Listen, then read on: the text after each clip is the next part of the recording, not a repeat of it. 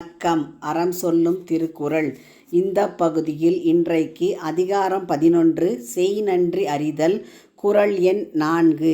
தினை துணை நன்றி செய்யினும் பனைத்துணையாக் கொள்வர் பயன் தெரிவார். தினை அப்படிங்கிறது ஒரு தானியம், ரொம்ப சின்னதாக இருக்கும், அதாவது கடுகு மாதிரி அப்படின்னு வச்சுக்கலாம்.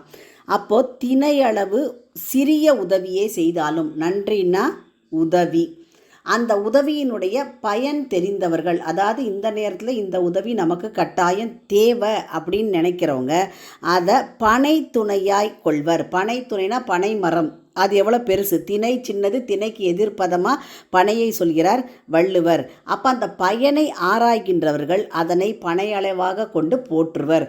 அப்போது உதவியினுடைய அளவு தெரிந்தவர்கள், இப்போ இந்த உதவி நமக்கு தேவை, இதை இவங்க செஞ்சுருக்காங்க, அது சின்ன உதவியாக இருக்கலாம் அல்லது பெரிய உதவியாக இருக்கலாம், அது அங்கே யோசிக்க மாட்டாங்க.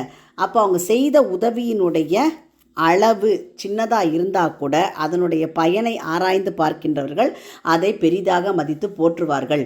அப்போ குறள் மூலம் நம்ம என்ன தெரிஞ்சுக்கிறோன்னா, செய் நன்றி அறிதல். செய்த உதவியை என்னென்னைக்கும் நினச்சி பார்க்கணும். உதவியினுடைய அளவை எப்பவும் பார்க்கக்கூடாது, அது செய்யப்பட்ட காலம், எப்போ செஞ்சாங்க, நமக்கு தேவையாக இருக்கும் பொழுது, நீடு, அப்போ செய்கிறது தான் உதவி. அந்த உதவியை பேருதவியாக கருதுவார்கள் பயன் தெரிந்தவர்கள். இதையே நாலடியார் எப்படி சொல்லுது அப்படின்னா, தினை அனைத்தே ஆயினும் செய்த நன்றுண்டால் பனை அனைத்தா உள்ளுவர் சான்றோர். உள்ளுவர்னு நினைப்பாங்க, செஞ்ச உதவி தினை அளவு இருந்தால் கூட நன்று உண்டால் அந்த செய்த உதவியின் பயனாக நமக்கு என்ன கிடைச்சதோ அந்த நன்மையை ஆராய்ந்து பார்த்தால் அதை சான்றோர் பெரிதாக நினைப்பர். பனை அளவு பெரிதாக நினைப்பர். உள்ளுவர்னா நினைப்பர். அப்போ அதையே தான் இங்கே வள்ளுவர் என்ன சொல்கிறாருன்னா, ஒருவன் தினை அளவாகிய உதவியை செய்த போதிலும் அதன் பயனை ஆராய்கின்றவர் அதனையே பனை அளவாக கொண்டு போற்றுவர். அப்போது நமக்கு தேவை இருக்கக்கூடிய காலத்தில் ஒருத்தன் செய்த உதவி, இப்போது சாதாரணமாக ஒரு விபத்தில் ஒருத்தர் அடிபட்டு மருத்துவமனையில் இருக்கலாம் சிகிச்சைக்காக, அப்போ அவங்களுக்கு ரத்தம் தேவைப்படலாம். அப்போ ஒருத்தர் போய் ரத்தம் கொடுத்து உதவுறாங்க அப்படின்னா அது தினை அளவு சின்ன உதவி தான் அன்னைக்கு செய்தது. ஆனால் அங்கே அந்த உயிர் காப்பாற்றப்படுகிறது. விபத்தில் இழந்தவனினுடைய உயிர் காப்பாற்றப்பட்டால் அது பேருதவி. அவன் என்ன சொல்கிறான், என் உயிர் இருக்கிற வரைக்கும் நான் உங்களை மறக்க மாட்டேன், உயிர் உள்ளவரை உங்களை மறக்க மாட்டேன் அப்படின்னு சொல்கிறான்.